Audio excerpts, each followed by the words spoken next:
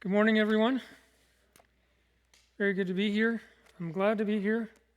This will probably be my last time up here. The time has gone really fast. I'll be here one more Sunday, 2 more classes that I'll be teaching. I think I said in the beginning I was here to investigate which was better, Texas or Kansas. Could you turn the cameras off? No, I'm just kidding. It's been really good. I'm glad I got to see some snow and it wasn't too severe, it wasn't too serious, it melted. But I was happy to see that. I love snow around Christmas time, and especially if it evaporates after a little while. Not like in Canada where it stays for so long, but it's been really good. A real blessing to be here. I'll get right into the message. It's out of Psalm 11, and the title of the message is, In the Lord I Take Refuge.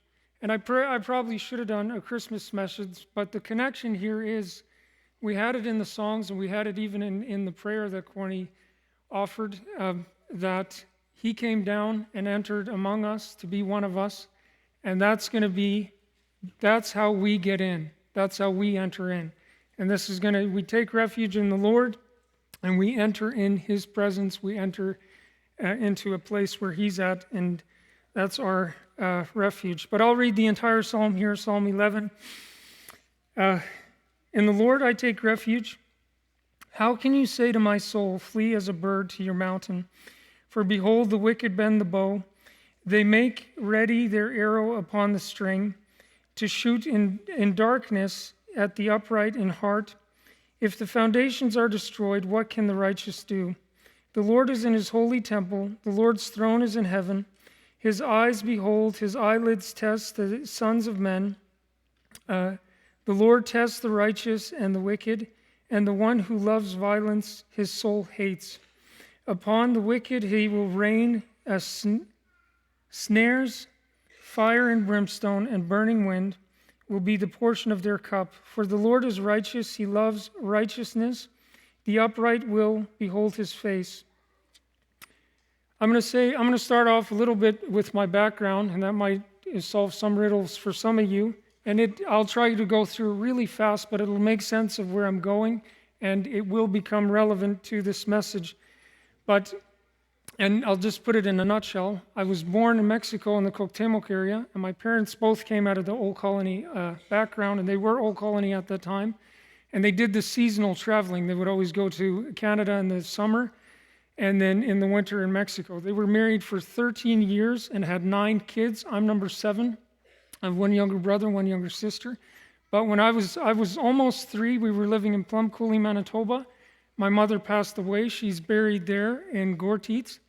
And so my father he was alone. He had 9 kids. He didn't know what to do. He left this younger ones with some of his close relations. And with his siblings, he left me at his sister, and I ended up being there for 5 years. This was in a colony at Capulin. It's 2 miles south of El Paso of Juarez. 2 hours south of El Paso, Juarez. But that was a colony where, at the time, they didn't have electricity and they didn't drive vehicles, so it was Piet and Bow or horse and buggy. And so those were kind of my formative years. I was there until I was 8 years old. My first school year was in an Old Colony school as a FIBLA. And then I came home, and we were living in the Cuauhtemoc area. And then I went to the Nashted school, and that was just High German. And they were very serious about their High German. I remember as a kid at Refuge playing outside and speaking in Low German, and some teacher yelling, "Du sollst Hochdeutsch sprechen." And so it was kind of, it was only a year for me, but I learned it enough to read it and understand it. And I'm thankful for that, because I needed teaching at Steinreich, because Steinreich, we teach in Low German, and the reason we're keeping it Low German is because that's where the biggest need is among our background. A lot of people that didn't get a lot of school, they don't know the other languages that well, so we still keep it in Low German, and the option is for students to do their homework in High German or English, so when I have to grade, I can understand it, so I'm thankful for that. But then, we were still going to Ontario and things like that. I was home for a few years. And on our way back, we stopped in Seminole, Texas, and just stayed there. That's where I started going to a public school and learning English. I was already learning it from my siblings because they were already speaking it, and I was learning it from TV, of course. But then I started 4th grade in Seminole, Texas, and went through that and a little bit of fifth grade. And we moved here for a year, and I finished fifth grade in Copeland, Kansas. So this isn't a completely strange land for me. But then I did sixth grade in Morden, Manitoba. We moved there one year. Then we moved back to Seminole, Texas, and that's where it stayed. Then it finally stayed there. And I went to seventh grade, eighth grade, and then ninth grade. And then I had to drop out. My dad still had we weren't Old Colony. We were most of my life growing up that I was at home. We went to Church of God. Later we went to different churches. But my dad still had that idea, and to teach him Schofen. I wasn't thrilled about it. For one, I'm the one teacher guy that's not real good at construction, but that's what I was doing. So I wasn't happy, because I always liked school. I mean, I liked it for social reasons, but I also liked the books. Not so much the homework, but I still liked the classroom, and I liked the books. I would often stay after school and hang out in the library and stay there till they closed, or I would check out a book, or I would go to the public library. After that, my life got, right around that time, ninth grade, when I dropped out of school, it got pretty dark. I got into the partying scene, and I won't go through that. I later got saved when I was 21 or 22 and at a youth retreat. And then it was a new life, and it was a very dramatic, drastic change for me. It was a new life, new friends. And one of my friends, he had gone through a homeschooling program. And at the end of it, he had the option to either do 4 months of Success Center and get his diploma, or just do the GED. And he mentioned it, and he said he was thinking of doing the GED. And I just blurted out, like I was just talking. I said something like, "Oh, if you get the GED, I've been thinking about doing that. I'd like to do that." And he took me seriously. So later, like a few weeks later, he called me and he said, "Hey, this test it was on Wednesday, and he said, "Hey, the test is on Saturday. Let's do it." And I had a little panic attack and went to the public library in Seminole and checked out these GED books, and they were massive. I didn't know where to start. I was really overwhelmed and discouraged, and I thought, well, I would just wing it and see. If I didn't pass, then I knew how to study or what to study for.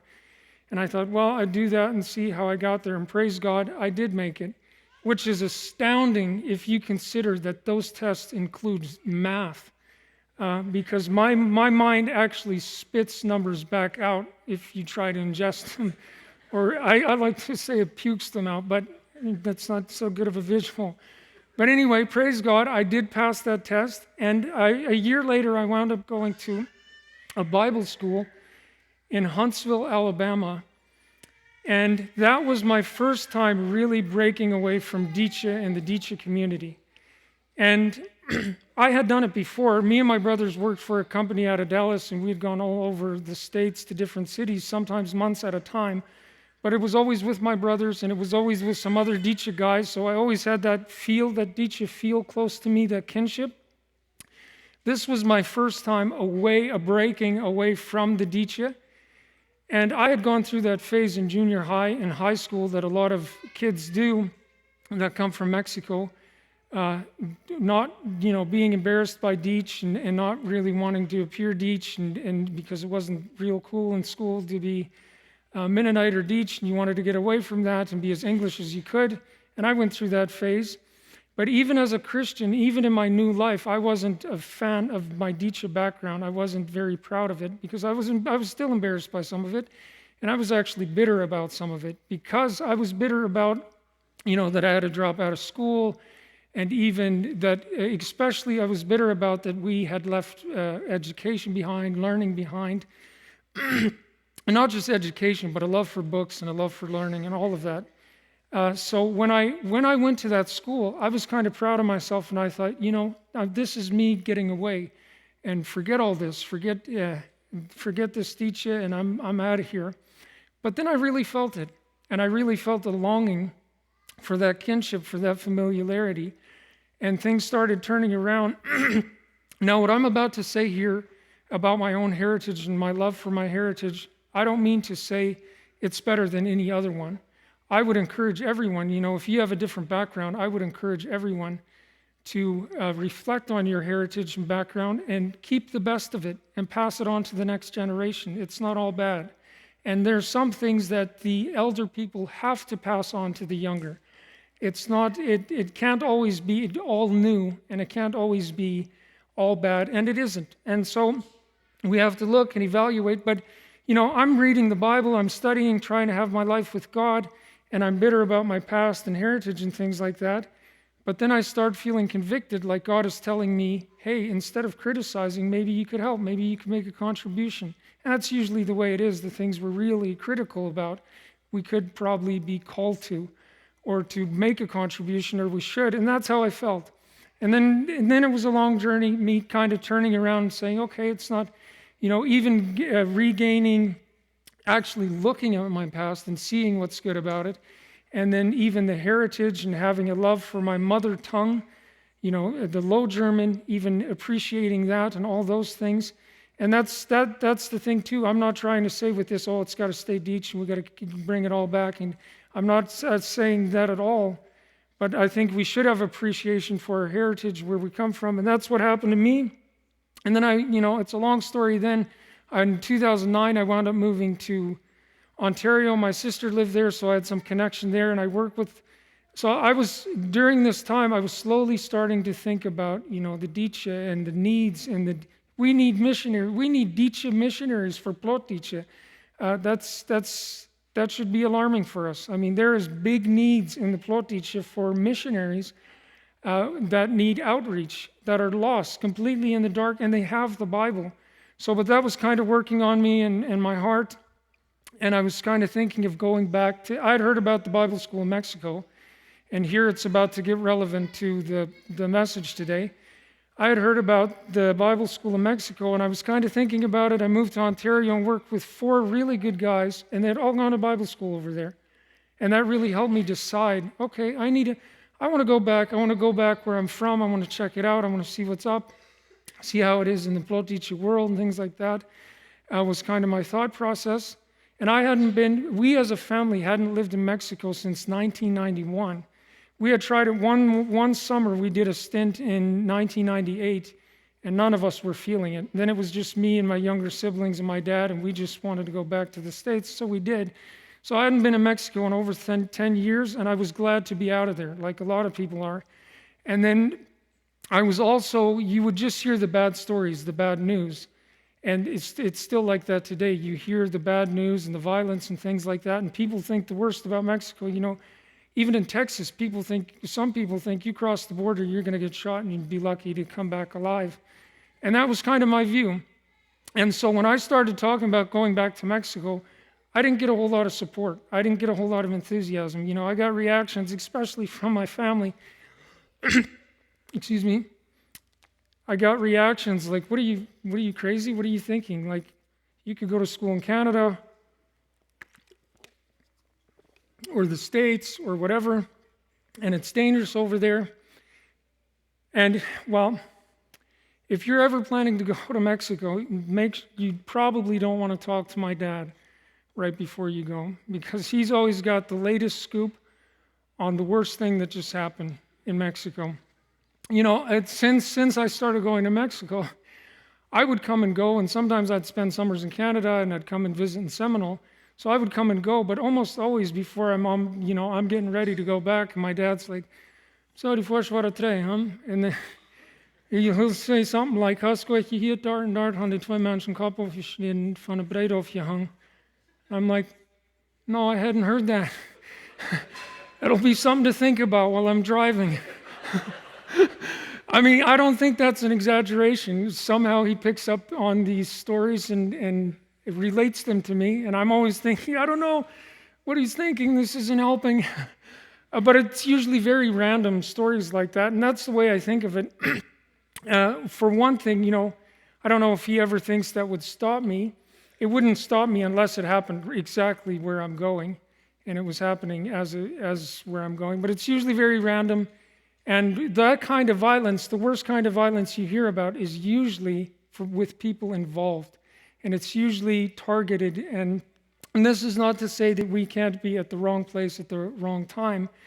But that if you want to think that way, that can happen anywhere. That can even happen in the United States. And that's a scary thought. If you think about, it's a different kind of danger here. If you think about mass shootings and that kind of thing happening, that's a really scary thought, because when that happens, they're actually looking for innocent people.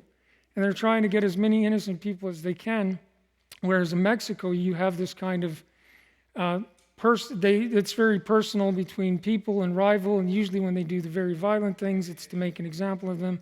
I mean, that's not to make it any lighter. That's not to say we shouldn't be careful when we go somewhere or cautious, but that's just sometimes we use the worst cases to keep us from going places. But when I started thinking and talking about going back to Mexico, and I heard people kind of telling me, warning me, hey, the violence, and right then there was kidnappings in Zacatecas, and even a few in the German communities in Durango, and it was getting really bad in Juarez because the military had come in and they were trying to deal with the cartel, but it was just more showdowns and shootouts.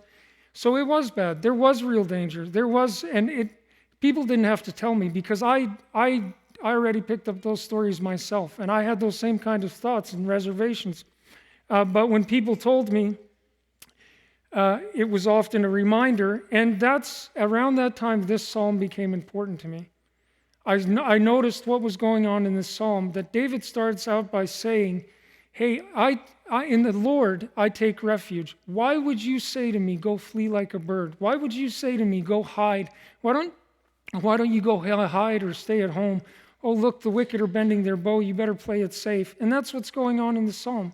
That's how David starts out. And I really felt like this applied in going to Mexico, and sometimes because I was nervous about it, and sometimes I wasn't sure if I should or whatever. And so it was really easy to apply that way. Now, if we look at the psalm and we think about David's life, we know David's story. And we know that he had a lot of, he was a warrior, he had a lot of battles, he had a lot of danger in his life, and he wrote a lot of psalms. There's 73 psalms attributed to him. If you go through the book of Psalms, a lot of them have the inscription at the top, a Psalm of David, like this one does.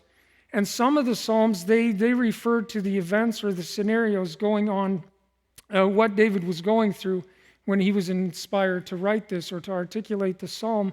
Like Psalm 3 mentions that this is a psalm of David when he was fleeing from his son Absalom. Psalm 57 mentions that this is a psalm of David when he was fleeing from Saul in a cave. So some of those, we have specific mention of the circumstances and scenarios and the dangers that David was in, what he's responding to. In Psalm 11, there's no telling what's going on. It just says a psalm of David. But we know from David's life, he had real enemies and real threats, and there were real reasons that he could have stayed at home or that he could have just played it safe. And that's what's happening here in this psalm. It sounds serious, it sounds real, and it sounds dangerous. But David is going to say, how could you even say this to me? My confidence, my trust, my faith is in the Lord. He is my refuge, and he will guide and protect me. But then if we think about who could possibly be saying these things to David, if we think about what's going on here in Psalm 1 and 2, somebody's speaking into his life, flee like a bird to your mountain, the wicked bend their bow, and even asking this kind of questions, if the foundations are broken, what are you going to do? Like, throw in the towel, don't even bother, it's so bad, everything's being broken, just forget about it. And if you think about, is it somebody speaking into his life? Is it a friend or is it an enemy? It could be an enemy, and the enemies can taunt us this way, and they do taunt this way, like, oh, you better be careful, we'll get you. But it could also be somebody close in his life. It could also be somebody that really cares about him, is trying to protect him. And I don't think we have to say one way or the other. But if I had to choose one from reading this psalm, and if I had to say who's saying this to David, who's telling him to flee and to hide and to play it safe, who's speaking into his life, if I had to pick an enemy or a friend, I would say a friend, somebody close to him, somebody that cares about him, because the voice is in the third person referring to the wicked. Look, the wicked, they're out there, they're bending their bows, they're going to get you. You better stay inside. So it sounds more like somebody close in his life. But usually, and that's when we have people close to us saying these kinds of things, it can be a lot more effective in limiting us, in holding us back, and we're not even aware of it. And it's so effective because they mean to protect us. They really care about us. But usually when we have these kinds of fears and they really work in our lives, it's from a lot of different sources. You might hear a statement here. If I think about the way I felt about Mexico, you heard something here, you heard something there, you heard something there, and it becomes for you an internalized fear. And it sounds like an internalized fear here for David, because the more literal translations like the NASB and the ESV, they translated, "How could you say to my soul? How could you say this to me? How could you say, flee like a bird? How could you say, play it safe? Oh, look, there they are." Whoever is speaking into our life, we may hear something here and there, but it's often becomes an internal conflict in us, and it becomes, in a sense, a voice, not an audible voice, but if we think in a certain direction, we come up against these certain feelings and sense, like, oh no, we shouldn't go. It's dangerous. No, it's stupid. But it can often be very, very effective when it's somebody very close to us, because they want to protect us, because they're looking out for us, and that way it can hold us back, and we're not even aware of it. If it can often happen if you have an idea and you think about going in a certain direction, and you're very excited about it, and you mention it to somebody, and if they're really close to you, they might just say, "Man, what are you thinking? That's crazy," and that's done. You forget it. You drop it, and you're like, "Yeah, you're right. What was I thinking?" But it is often that way. And with people close to us, they can make offhand statements, and they can have the most power because we're not thinking about them. It's more a subconscious thing. One of the best examples we have of this in the Bible is in Jesus' own life, in his own ministry. It's when this is in Matthew chapter 16, from 21 to 23. But this is where Jesus is telling his disciples that he's got to go to Jerusalem, he's going to suffer, and he's going to die. And Peter takes him aside and rebukes him, and he says, "Not on my watch. Never, Lord, this can never happen to you." And he's looking to protect Jesus and trying to prevent this suffering and the cross. And Jesus very strongly, in no uncertain terms, rebukes him. And he says, "Satan, get behind me." And I've always thought, I really feel for Peter here. I feel sorry for him because I often wonder what that must have felt like for him. It must have been a bit of a shock. He's trying to protect Jesus. He's trying to keep him safe like never. And Jesus says, "Satan, get behind me." And you don't get any description of, well, what does Peter say next? Jesus goes on teaching about what it means to be a disciple, what it means to follow him. But it's such a strong rebuke. And the very interesting thing is that when Jesus says to Peter, "Satan, get behind me," he goes on to say, "You're not thinking like God, but like men, like human beings." And you would think he would say, "You're thinking like Satan," because he just called him Satan. He just rebuked Satan. But then he goes on to think, "You're thinking in a very human, limited sense. You're not seeing the whole picture here." And that's the case here. The way verse 23 says, "But he turned and said to Peter, 'Get behind me, Satan. You are a stumbling block to me, for you are not setting your mind on God's purposes, but on men's.'"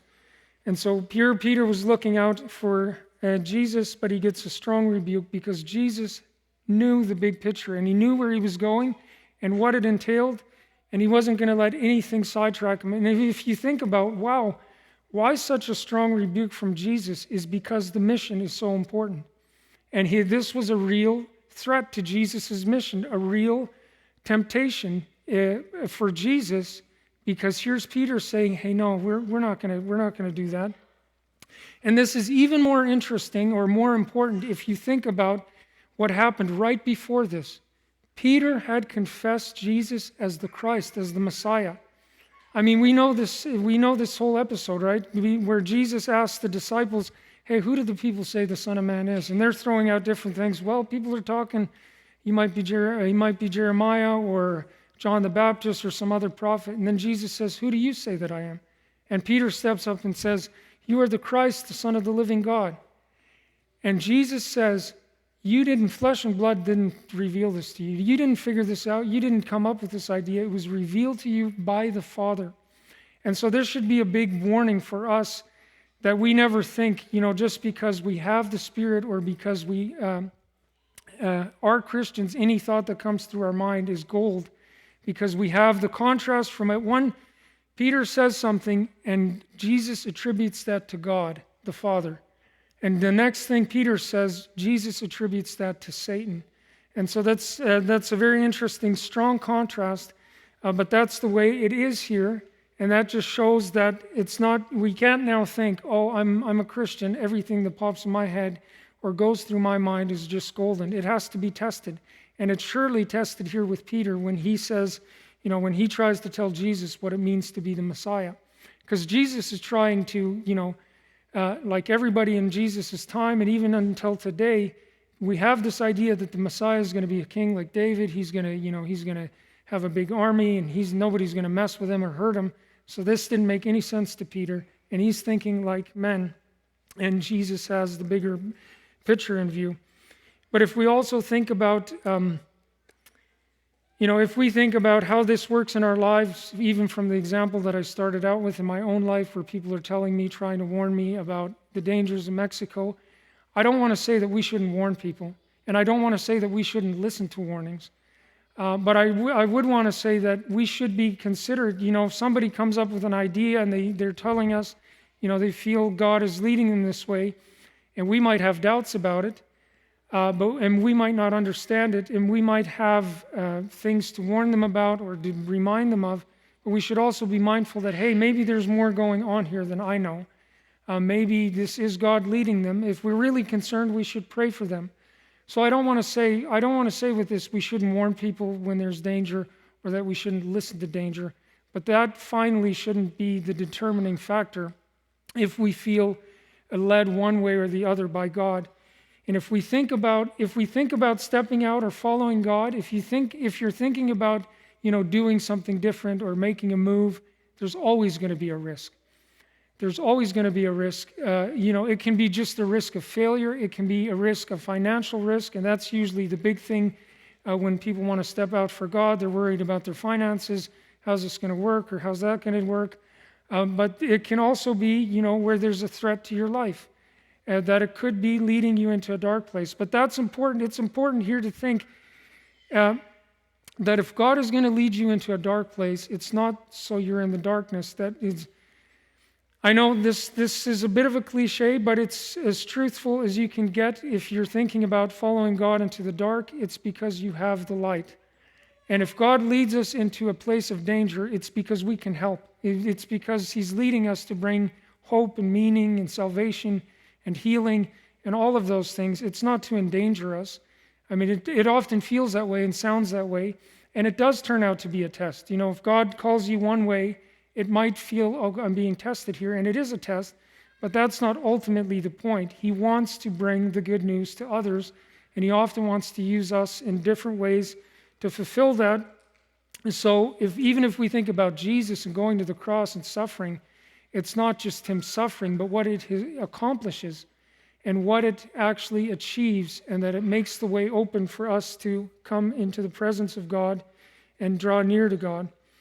But here, if we think about these fears and the way that the way that it's often stated, and there's a lot of things that could make us retreat as Christians, and there's a lot of things in the world today that can seem overwhelming, and to where we feel threatened and uncertain how to go forward, how to be faithful, how to witness, how to take a stand, and that's where this becomes a valid question.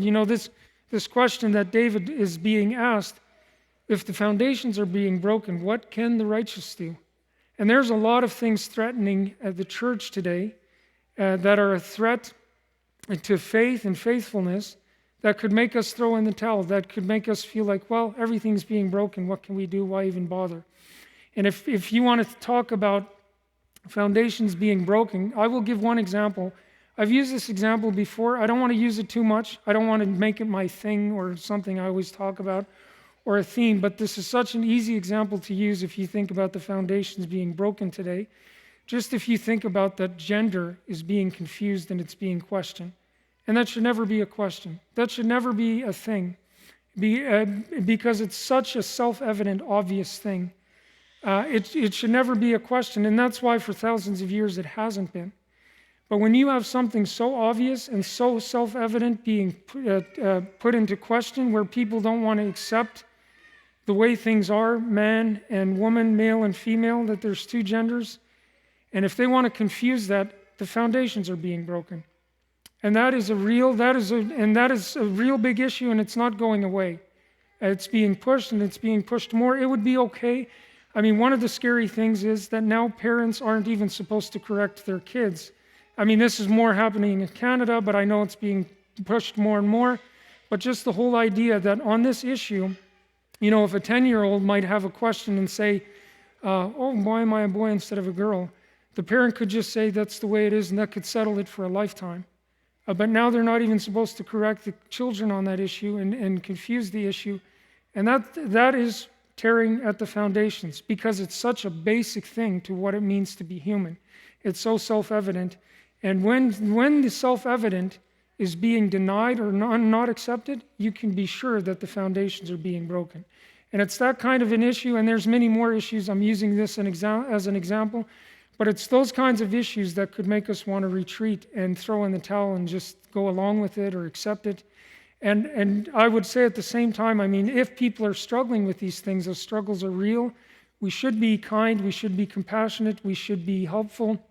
But we should be clear about, hey, this is the way nature is, and this is the way God created creation, and it's evident in nature, but it's restated in Scripture as God's Word to clarify or to reassure what it is. So if we think about what can the righteous do, we have David starts with the answer.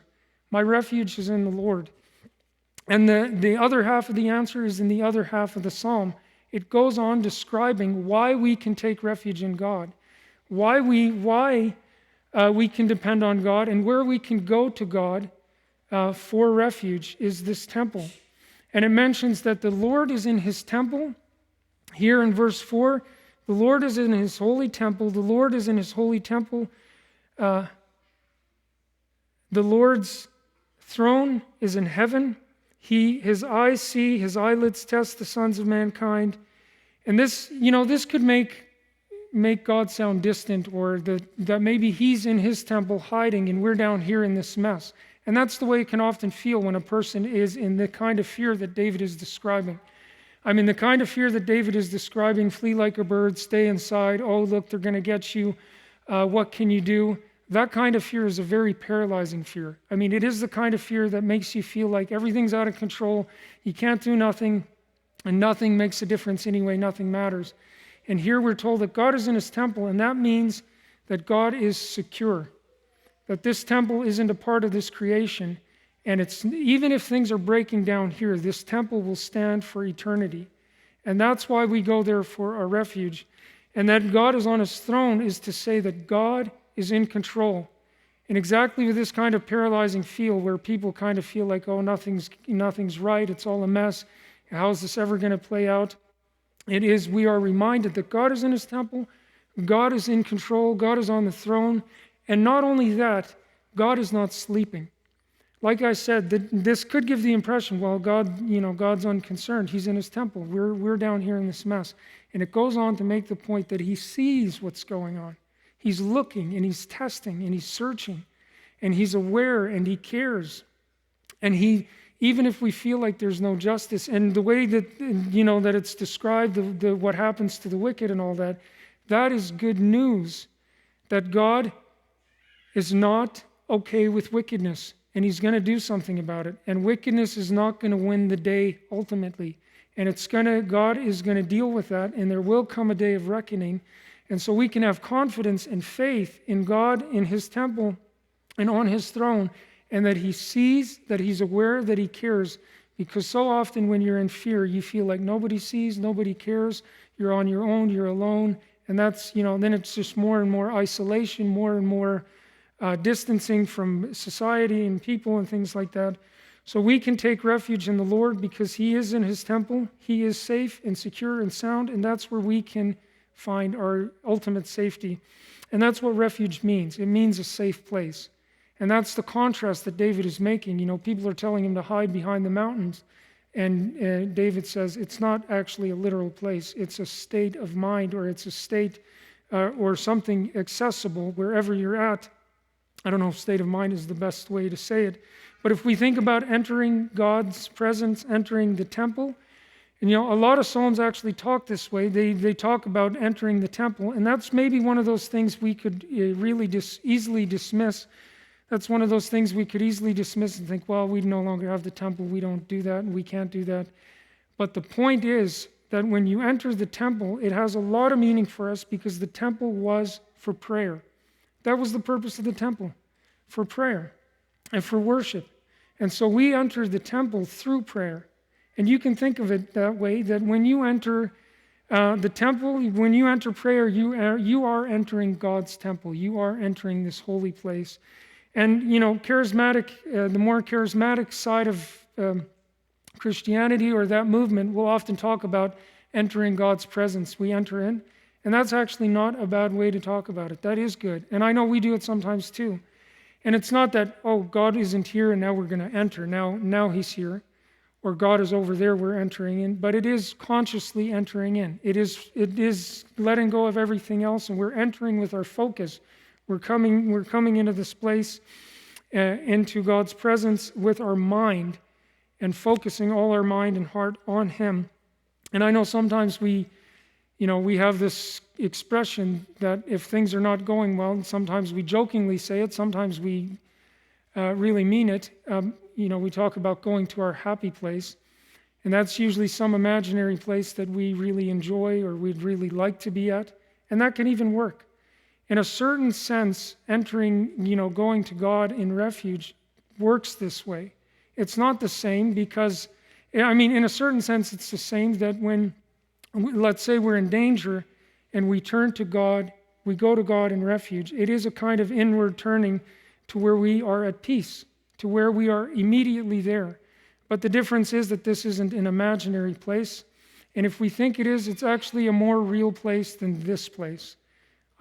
God's temple is the source of all reality. And so often, because we can't see it, we feel like it's not real. But in reality, it's more real than the realest thing that we can think of, or more real than what we would consider absolutely real. But we can enter God's presence anytime and anywhere. We can go to Him as a refuge, and we can do this through prayer and through Scripture, that this way come into His presence, and to where it becomes more and more at home in us, more and more with us, to where it literally becomes just a natural thing. If we are in danger, we turn in and to God, and we are in His presence. We are at peace, and we don't have to live in fear. I will, in conclusion, end with this thought. If we feel called and drawn by God, we need not fear the wicked bending their bow, and there is no reason to hide. We can go in faith, knowing that the Lord is in His temple, on His throne and in control. He is always at home, and the door is as yet open. It is the one safe place, eternal and solid. We are welcome to enter in, clothed in the righteousness of Christ. Or this is where we come to put on the righteousness of Christ. We shouldn't think, oh, I'm not a Christian, I can't pray, I can't go to God. Going to God is how we become Christians. And entering, there was a court of the Gentiles in the temple. So we go into the temple clothed in the righteousness of Christ, or to put on the righteousness of Christ. And as the concluding verse, number 7 says, for the Lord is righteous, He loves righteousness, the upright will see His face. Let's pray. Our Father in heaven, I thank You for Your mercy. I thank You for Your grace. I thank You that we can always depend on You, that You are stable and fixed, and for all eternity, that we can trust in You. And I pray that we can do that we can practice that, turning to You, trusting in You, wherever You may call us and lead us to go, that we can do it in faith, and that we can be faithful and have our life with You. In Jesus' name, amen.